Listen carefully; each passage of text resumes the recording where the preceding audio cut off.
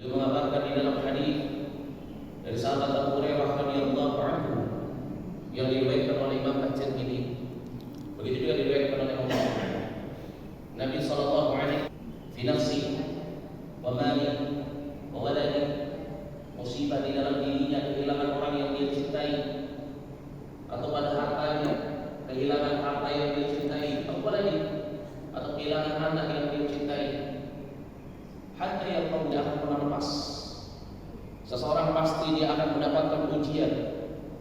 Terkadang ujian itu berupa kebahagiaan, kebaikan, nikmat, dan terkadang juga ujian itu merupakan sesuatu yang kita tidak senang.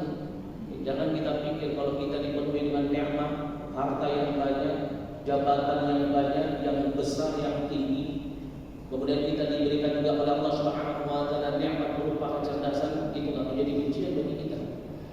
Karena yang namanya ujian, yang namanya musibah itu senantiasa ada pada kebaikan, begitu juga ada pada kejelekan. Sebagaimana disebutkan di dalam surat Al-Anbiya ayat yang ke-35, Allah Subhanahu wa taala berfirman, "Wa la nabluukum bisyarri wal khair fitnah."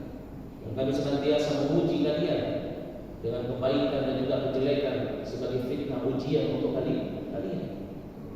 Maka dari itu penting bagi kita untuk mengetahui apa yang seharusnya kita lakukan dan apa yang seharusnya kita jaga. Maka setelahnya hanya akan ada ujian yang lebih besar dari ujian yang sebelumnya. Maka dari itu penting bagi kita untuk mengetahui apa hal yang harus kita lakukan agar kita bisa selamat dari ujian-ujian yang Allah Subhanahu wa taala berikan kepada kita.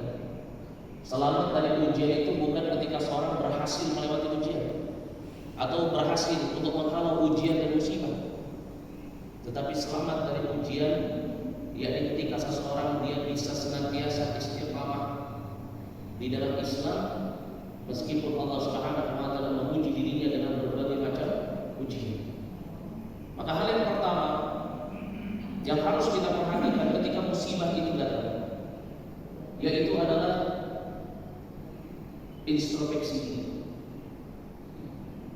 Hal pertama ketika seseorang dia mendapati satu ujian, mendapati kabar buruk,